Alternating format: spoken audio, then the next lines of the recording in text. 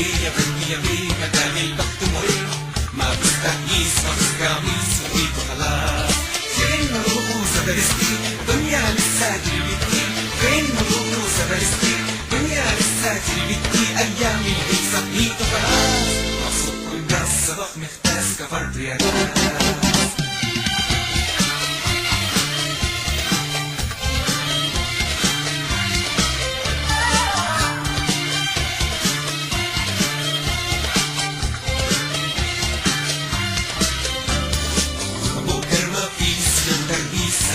راسي مفيس السيا فانت ابن القفي غير يعيس. بكر مفيس كل ترقيس هاوي راسي مفيس ما دام مفيس بدل يهيس ببيع ورنيس. سخنا نروح اليمين دخنا يا مسلمين، سخنا نروح اليمين دخنا يا مسلمين، نسقي اليمين يمين هنديس منكيس يا بريس نسلط عيس.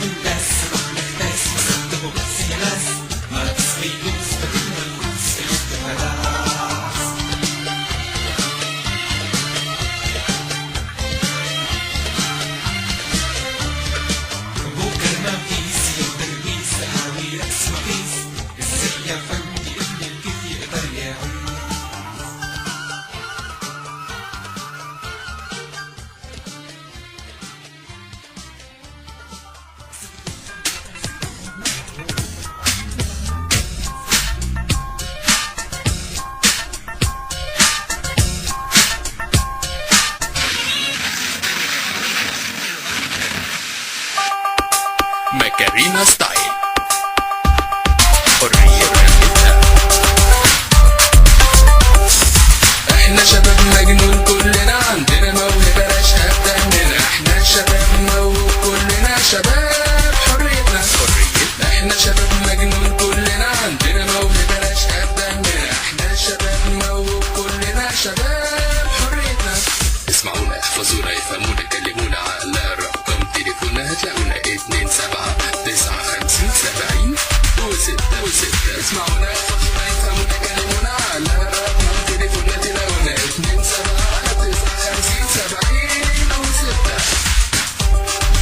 راديو حريتنا، اسمع الحرية على الانترنت.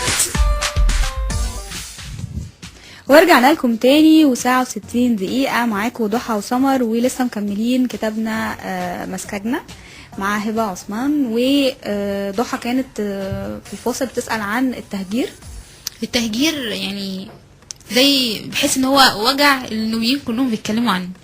اي مكان اي كتاب اي حاجة عن النوبة التهجير عنصر اساسي فيها، والسد العالي عنصر اساسي فيها.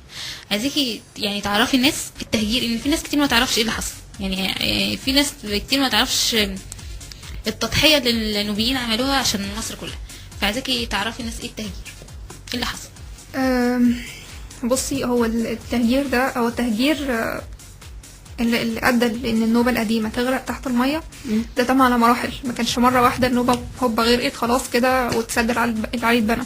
الموضوع كان على مراحل، كان كمان على يعني فترات سنويه معينه. يعني سنه كذا تم بناء خزان كذا او تمت التعليق خزان كذا. اللي حصل ايه؟ انه في اول خزان كان منسوب الميه لما جم يعملوا اول خزان اللي هو خزان اسوان منسوب الميه عالي. فطبعا النوبيين اضطروا ان هم يعني مفيش حد يضحي بارضه مره واحده، خصوصا ما كانش في حاجه اسمها ان انت تسيب الارض مره واحده كده. فكانوا بيعلوا يعني بيعلوا عن مستوى الميه بحالهم ومحتالهم بقى وكل حاجه لحد ما الميه توصل لمستوى معين وبعد كده يستقروا قبل مستوى الميه. تاني مره حصل نفس القصه.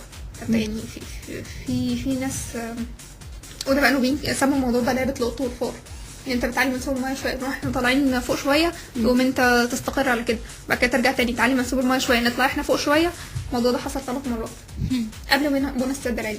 السد العالي بقى بعد يعني سد بناء ده كان خلاص بقى اللي هو ضربة القاضي، اللي هو يعني اخر حاجه قضت على النوبه القديمه خالص، اللي هي كانت على ضفاف النيل مباشره.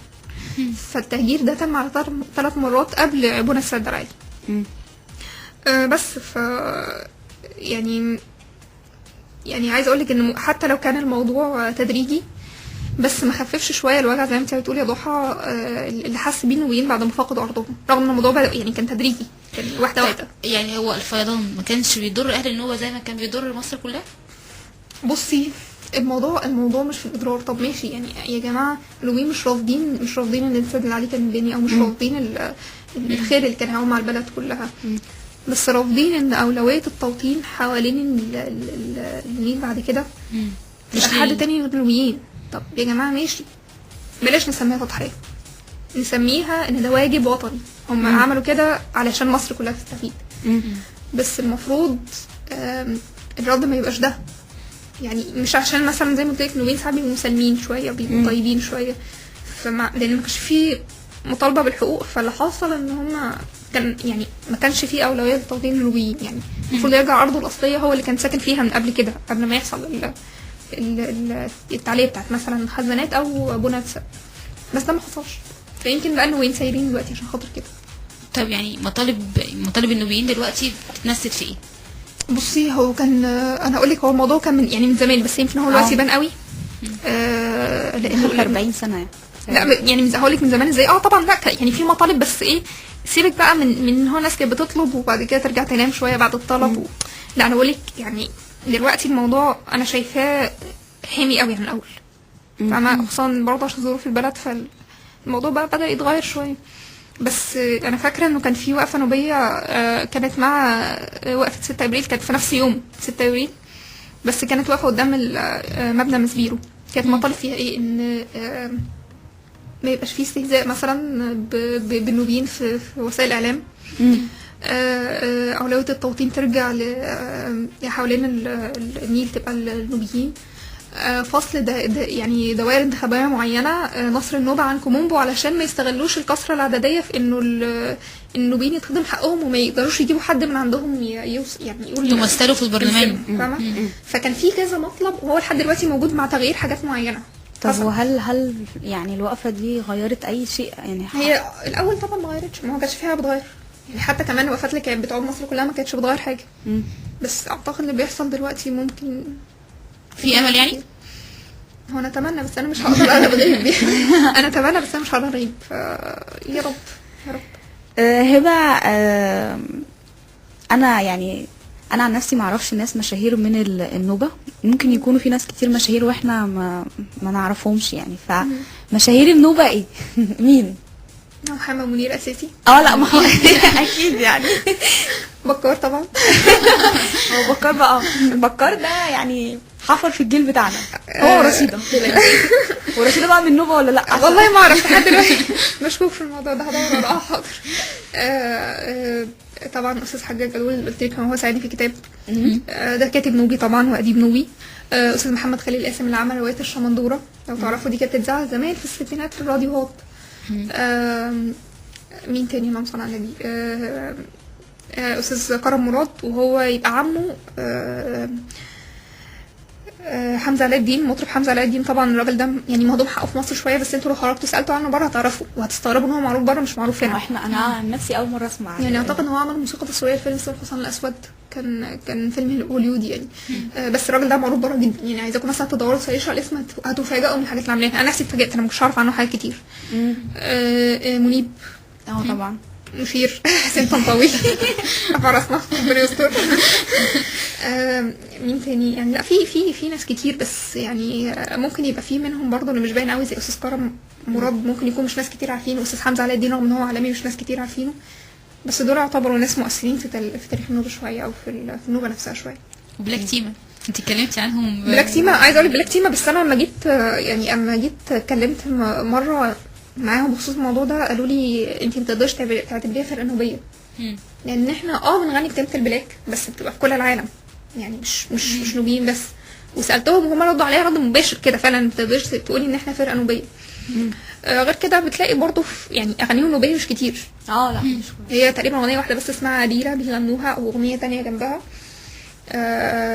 بيعتمدوا فيها مثلا مقام خماسي والحاجات دي اللي هو المقام بتاعنا في النوبه، بس بقيت الاغاني عاديه جدا. بس الصادف ان في منها 2 نوبيين اللي هو امير صلاح الدين واحمد بحر، او على فكره محمد عبده صعيدي مش نوبي يعني. مين تاني مشاهير؟ هو عباس محمود العقاد، هو مش نوبي بس اسواني. او في ناس بتقول ان حماقي من اسوان، بس انا ما اعرفش الموضوع بس طيب يا هبه، احنا انت نورتينا النهارده، ربنا يخليك يا رب. وعرفتينا حاجات كتير عن النوبه واحنا ما كناش يعني انا عن نفسي انا لو دي عشان برضه انا ما كنتش اعرف حاجه. اتمنى الناس كلها تبقى عرفت حاجات كتيره يعني، واتمنى ان انا عارفه ان لو اتكلمنا يعني محتاجه اكتر من حلقه عشان نتكلم عن النوبه، زي ما انت قلتي ان هو محتاج اكتر من كتاب عشان توفي بحق النوبه يعني. مذاكره انت ضحى. طيب نشكرك جدا، ونشكر كل اللي استمعونا النهارده، سمعوا الحلقه النهارده، وكل اللي كانوا على الفان بيج بتاعتنا، وكل اللي كلمونا. وسمر كانت معايا في الحلقه، واحمد وعيسى كان احمد عيسى احنا بنقول له يا عيسى كان معانا النهارده هندسه الصوت، ونشوفكم ان شاء الله بكره.